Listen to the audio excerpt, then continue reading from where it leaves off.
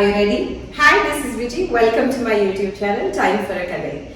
Today, I have yet another popular story to read out for you all children. The title of the story is A Squash and a Squeeze, written by the author named Julia Donaldson and illustrated by Axel Scheffler. To tell you a little about this author, Julia Catherine Donaldson, she was born in London, United Kingdom. She's about the age of 76 years old and she's known for creating popular rhyming stories for you all little children, particularly those that are illustrated by Axel Scheffler. Julia Donaldson is one of today's most popular writer. She writes for plays and she also creates a lot of songs for you all. And apart from that, the best-selling title of hers is The Gruffalo, which I'll be reading for you in the following weeks. So shall we read the book A Squash and a Squeeze?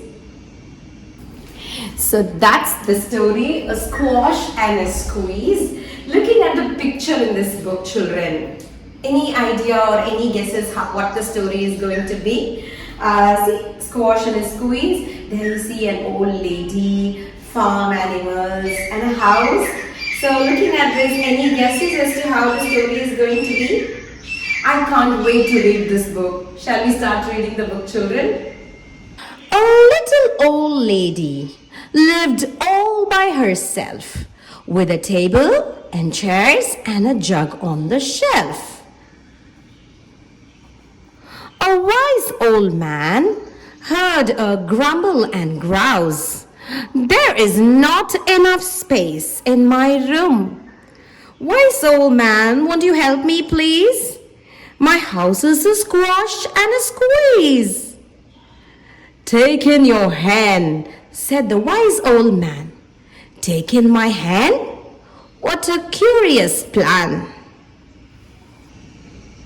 Well, the little old lady took a hen inside her house. Well, the hen laid an egg on the fireside rug and flapped round the room, knocking over the jug. The little old lady cried, "What shall I do? It was spooky for one and it's tiny for two. My nose has a tickle and there's no room to sneeze. My house is a squash and a squeeze."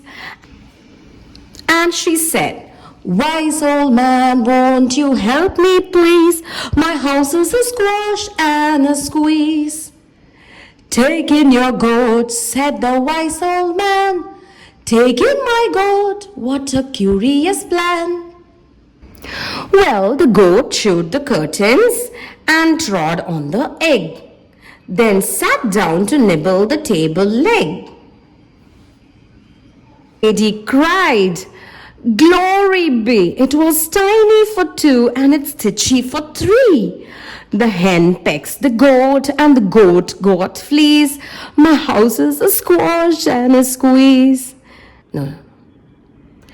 And she said, "Wise old man, won't you help me please?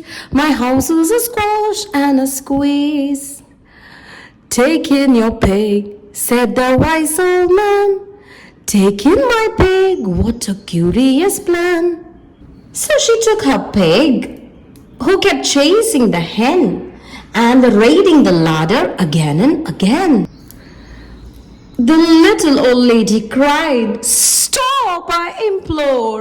It was stitchy for three and it's teeny for four. Even the pig in the larder agrees. My house is a squash and a squeeze." "Wise old man, won't you help me please? My house is a squash and a squeeze."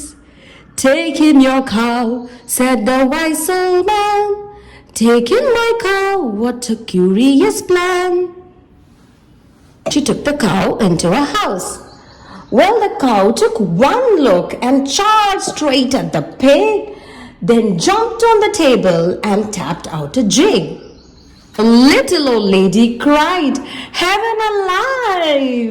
It was teeny for four and it's weeny for five. I am tearing my hair out. I am down on my knees. My house is a squash and a squeeze." She said, Wise old man, won't you help me please? My house is a squash and a squeeze. Take them all out, said the wise old man. But then I'll be back where I first began. So she opened the window and out flew the hen. That's better at last. I can sneeze again. Achoo! She showed out the goat and she showed out the pig. My house is beginning to feel pretty big.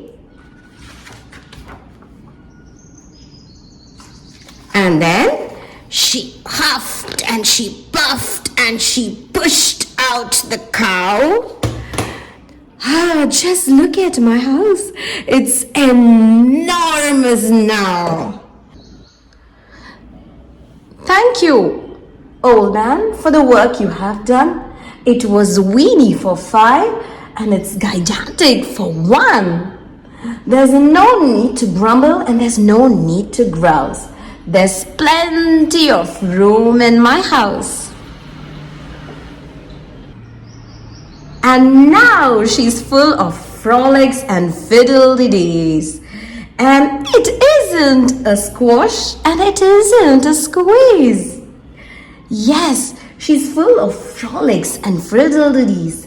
It isn't a squash or a squeeze. So children, isn't that an amazing, funny story with a beautiful moral in it? Somehow the lady manages to send out the farm animals and realizes that the house is full of frolics and fiddle-de-dees and realizes that this space is enough to just one person. So the moral of the story is being grateful for what we have. Are you grateful for what you have, or you keep cribbing about what you don't have? Let me know in the comment section, children. See you all the next week. Bye-bye.